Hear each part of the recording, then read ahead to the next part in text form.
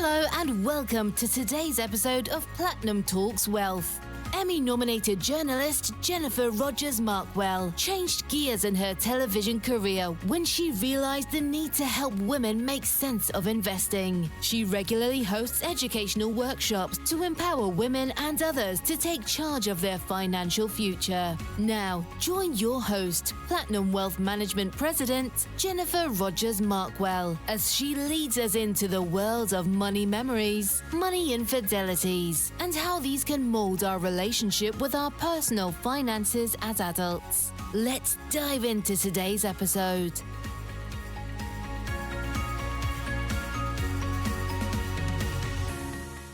It's Jennifer Rogers Markwell, and you're joining us on the Platinum Talks Wealth podcast. Today, we're joined by Krista St-Germain. Hello. Hello. How are you today? I am amazing. I'm happy to be here. Fantastic. Well, happy to have you and tell us all about you and why you do what you do. Yeah, I do what I do because of my own miserable grief experience. So when I was 40, I got remarried, second marriage, redemption story, proof that true love is possible, very happy place in my life. And we had gone on a trip. We were coming back from that trip. I had a flat tire. We had driven separately. My husband pulled up behind me, and instead of insisting that we call AAA, I acquiesced to his, baby, I can change the tire. I can get it done faster. I just want to get home. And as he was trying to get the spare tire out of my trunk, a driver who we later found out had both meth and alcohol in his system. And it was 5:30 on a Sunday, mind you, so broad daylight, but crashed into the back of Hugo's car and trapped him in between his car and my car. And just literally within a very short amount of time, all the happiness, all the dreams that I thought I had were kind of ripped out from under me. And I very quickly learned, even though I had a great therapist, that everything I thought I knew about grief was actually not accurate, not helpful. And so fast forward through a lot of struggle and a lot of figuring it out on my own, I don't want other women to suffer as much. I want them to have a better experience of grief than I did. And so that's why I do what I do. Gosh, I'm so sorry for your loss. Thank you. It's heartbreaking because this, not your story per se, but there's stories that are similar to yours. And I feel like we're hearing more and more of them recently. Yeah. I mean, I think I'm a little biased because that's what I do all day is work with, people who have lost a spouse or a partner. And so I hear them all the time. But it's interesting when you haven't had your own life experience like that, it's just kind of easy to not really hear them from other people, right? Because it's not what's top of mind for you and it's not really what your brain is looking for. But yeah, it is everywhere for sure. I feel like that was, one of the taboo topics, right? I feel like money is a taboo topic. Talking through sex is a taboo topic. Talking through grief was a taboo topic. Are you finding now more people are being open to sharing? I mean, it's not necessarily a dinner conversation, but are you finding that more people are being open to kind of sharing where they're at with their hearts and their grief stories? Yeah, I think they are. And also there's so much overlap, right? Within grief, there's money. Within grief, there's sex. So, it's all, it all benefits from open conversations. And I think people are becoming more willing to talk about it because they're seeing that when they do what they often hear, if they're in the right environment, and this is definitely what I experience with my clients, if they're in the right environment, then when they're honest, what they get is a lot of me too, a lot of thank you for saying that. I was thinking about it, but I didn't really want to bring it up. Thank you for being brave and talking about something that's really been bothering me. And then we kind of unshame those conversations, right? And the healing happens. And so it's a beautiful thing, but yeah, you have to find the right environment where people feel safe enough to have those conversations. And podcasts like yours help with that, right? To destigmatize the difficult conversations. Yeah, just to bring it out and bring it forward. I know how you got obviously to the place that you're at through tragedy, which is, my heart breaks for you in so many different ways. How do you, in that moment, you were like, obviously I'm going through this. There's other women going through this. There's other people going through this. How did you kind of start the journey and what did that look like, being able to learn how to support others? Yeah, it was definitely not an overnight thing. And it wasn't something that I envisioned myself doing until quite a while later. I knew pretty instantly that I would do something that felt good in terms of remembering him and honoring him.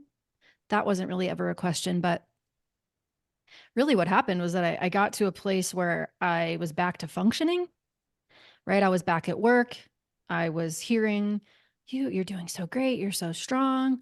And I understood why people were saying those things to me, because from the outside, I was functional. I was, I looked like I had it all together, but on the inside, I did not feel good, right? On the inside, I felt empty and hollow and kind of robotic. And I was really thinking, which is very clear to me now, but was not clear to me then. I was really thinking my best days are probably over. I'm probably never going to be as happy as I once was. Like that, at least I know what it's like to be happy now, right? I had my shot and I'll get by, I'll get through for the kids, I'll be okay. But in that place, I did not really think I could be genuinely happy with my life again. And it kind of coincidentally, I just happened to stumble onto a program. It wasn't even grief specific, to be honest. It was just a general life coaching program. And I had a great therapist, but the coaching program started giving me tools that helped me see that that narrative I had in my mind about my life was optional. Right. And I started to see, oh, I don't actually have to think that anymore. And then I started learning about post-traumatic growth, which I had never heard of. I didn't know that was a thing. Right. And so I started to see, oh, actually, no matter what happens to us in life, we always get to choose who we want to be. We get to decide what we want to make of it, right? And it doesn't have to define us. And that was kind of news for me. And so I had to go through that process by myself first. And also, when you're in midlife and something major like that happens, it's not uncommon that you start to question what you do for a living and how you spend your time. And that's what happened to me too. I was like, do I really want to be in this corporate job that I'm in? I mean, it's not bad and it pays well, but is this what I actually want? And the answer was really no. So then I kind of went on a search for, what do I want to do? What would feel good to me to do? And because I was doing my own work, right, it made sense to me that I could take that and help other people with it. But it happened over the process of, year and a half for me to come to that conclusion. Even when I decided I wanted to help other people, I still hadn't done enough work on my own grief that I wanted to help with grief. That took a while, even longer, right? Because I imagined it would be depressing. And ultimately now I know that it's not. It's amazing. But it's just conclusions that you have to come to. And I let myself be open about it and really think about, all right, what do I want next? I feel like, I mean, as you're chatting, like the word hope just keeps coming through so strongly, right? Like, obviously you created hope for yourself. You realized there was hope out there, and now you're creating that hope for others in their journeys. Mm-hmm. It's funny. I actually, well before that, I have a tattoo of an anchor, which is the symbol of hope, right? Like, I don't think that's coincidental. Wow. Yeah. So I know that you can't walk me through, and not that I want you to specifically, for like what that looks like navigating with a client, but can you give me kind of an overview of how that process looks? Like just nuggets where people, if they're listening, who have gone through something similar, they're like, I can't even wrap my head around functioning, let alone like what this could look like. What would be kind of an overview that you'd be able to share generically, obviously not on the personal level? Yeah, I think it's a couple of things. One is, it sounds so cliche, but it's just true, right? Which is separating what we can control from what we can't, right? Because I certainly couldn't control that my husband died. And it took me a while to realize that I could choose my response to the fact that he had died. It didn't feel like my best days are behind me was something I could choose to believe or not. But being able to tell the difference between, okay, this thing happened to me and I can't do anything about that, right? But that's the only part of it I can't control, right? I can't control other people. I can't control the past, but I always get to choose my response and the way that I think about it and the way that I think about myself or what this event means for my life. I do decide who I want to be in a circumstance. And that was news. So that's part of it. I also think a huge part of it is feeling feelings, which if you had told me that at the time, I think I would have been like, that sounds terrible. But really, nobody ever taught me how to feel feelings. And so much of what holds us back from creating something new that we want is the lack of that skill, right? If we want something new, it's going to require us to be uncomfortable. If it's really a growth edge, right? If it's outside of our current self-concept, it's going to require us to feel uncomfortable. So, thinking about how do we like change our relationship with money, for instance. And for a lot of my clients, it's, some of them got money and they have a lot of feelings about that money, right? The guilt that they have from getting it. Sometimes it's, they want to hide it. They resent it. To change your relationship with money requires you to feel uncomfortable. But if nobody taught you to feel uncomfortable, like how to do that as a skill, it's really hard, right? Without that skill. So I spend a lot of time trying to help people be in their body and allow a feeling to flow through so that feelings don't feel so scary anymore. You are listening to the Platinum Talks Wealth podcast. Hey, it's Jennifer. I wanted to take a quick break to remind you that you are worthy to have a seat at the table when it comes to money and your finances. Both me and my team at Platinum Wealth Management, want to meet you where you are, whether you're starting out, starting over, or have been investing for years. Reach out to us at platinumwealth.net or call us at 775-717-0001. We'd be honored to help. And now, back to the podcast. Right? They become not problems to solve, but just experiences to allow. And they're no longer the scary obstacle that separates us from what it is that we want, whether that thing that we want is a new career or another relationship or, a different relationship with our kids or, something to do with money. It doesn't really matter. But if we can make feelings not be a problem, then lots of doors open up. Yeah. I mean, you brought up a good point with, unfortunately, when someone passes, there can be inheritances, and that can be a psychological total event for folks. Generally, with clients or folks that we work with, we have them wait, right? Like, don't make any big decisions on that. Like, you are mourning the loss of your loved one. Take your time. Take your time on this, right? Like, don't choose to totally uproot, sell everything, do everything. Just give yourself that time and that grace and that hope to figure out like how this is unfolding for you. So I think by saying, really being present with yourself and present with your feelings, I think that's tremendous for sure. Another thing we, talk about here, obviously on the podcast, in addition to money, which transitions right into money memories. What's a money memory that you had or experienced as a younger person or as a child that helped mold your relationship to money as an adult? Yeah. I learned at a pretty young age that you have to work hard for money, right? That money doesn't come easily. It doesn't grow on trees, all those cliched things that we heard. And as a result of that, I have had to kind of do some unlearning there when I have come upon situations where money starts to feel easy. It actually has felt scary to me, right? Because in being my own business owner now, sometimes money has felt easy and that's felt threatening. And then sometimes I've noticed that I just work and work and work and work. And it's that old programming that's playing out that says, you have to work hard to make money. The early bird gets the worm. It doesn't grow on trees. All those things that were modeled to me from, a middle-class family with parents who worked really hard for the money that they made.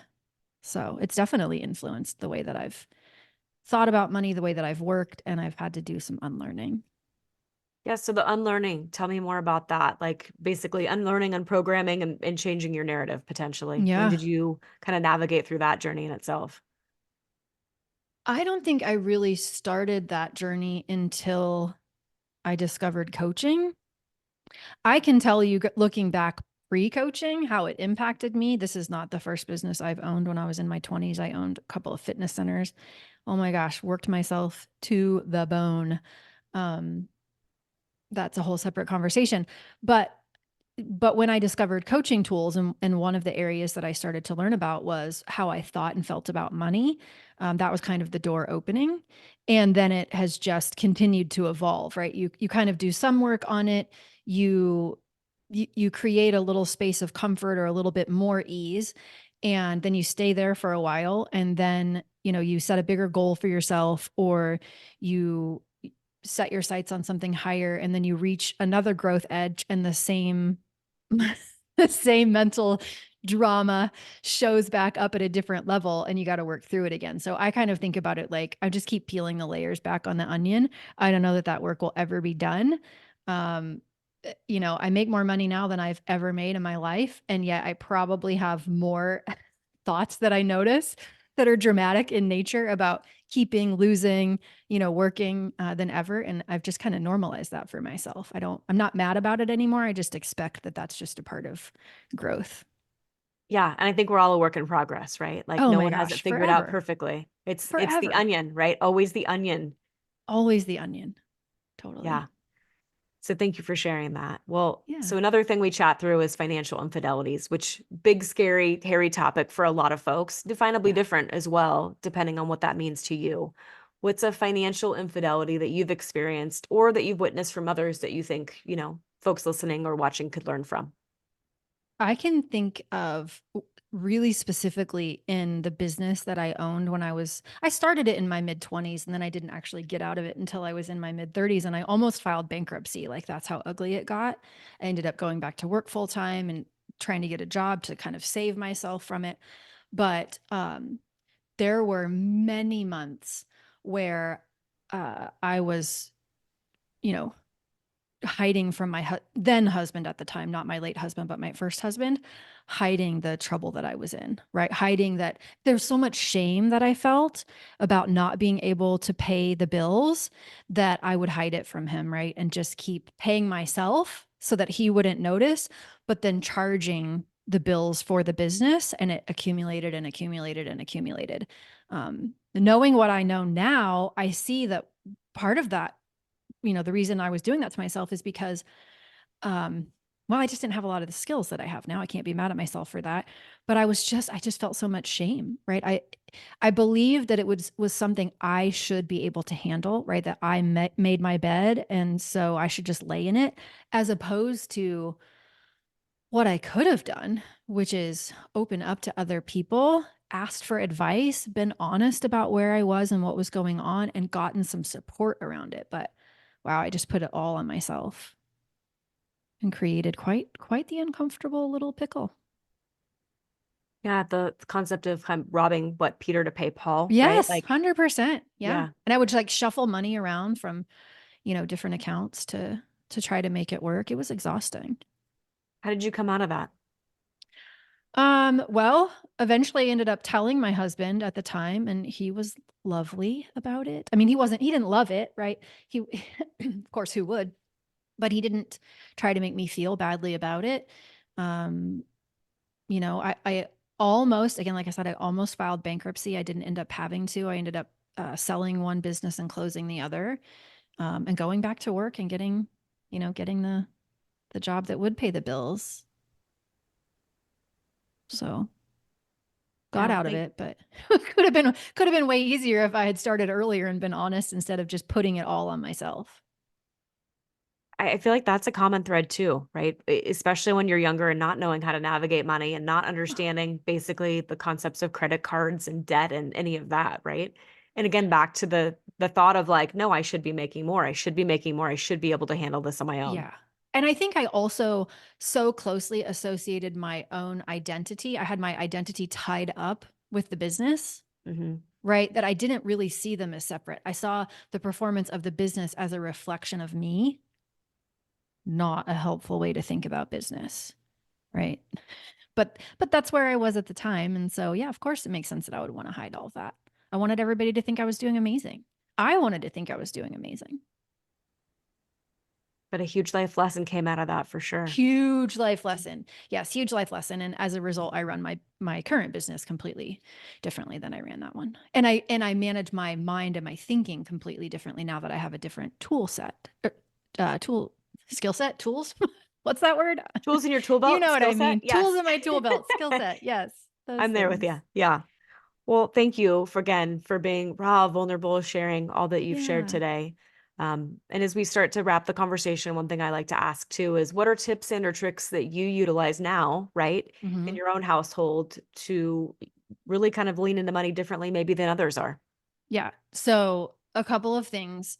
One is I don't use it to the letter, but I like the profit first system and I use that in my business.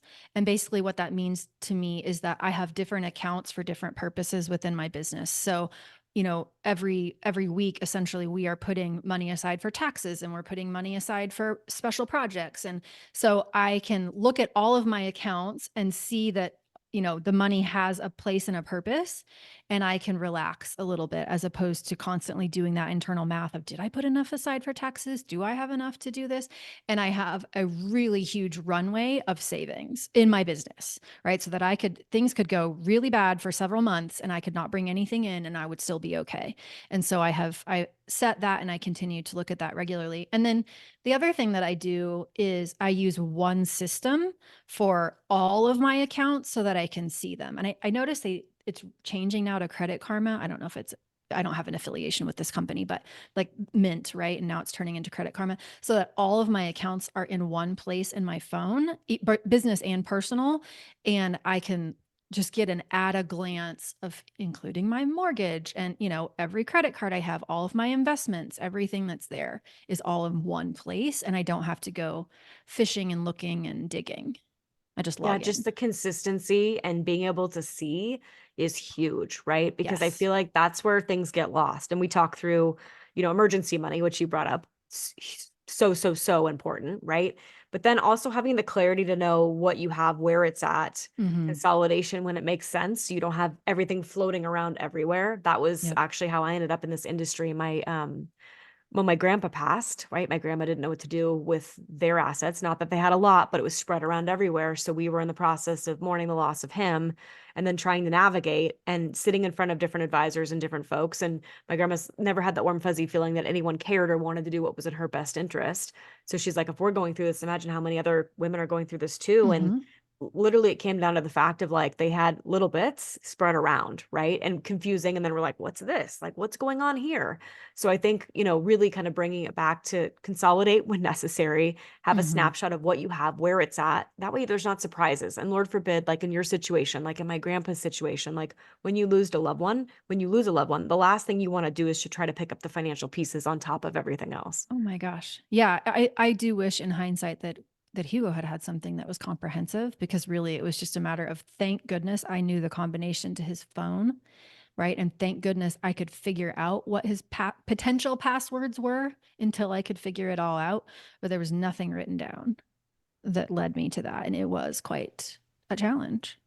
That's one thing I always share with folks too, is having a binder, right? Having this binder that has everything in it, and wherever you keep that, a safe, a bank deposit box, whatever makes sense for you. But also not only accounts where things are, but also passwords to social media.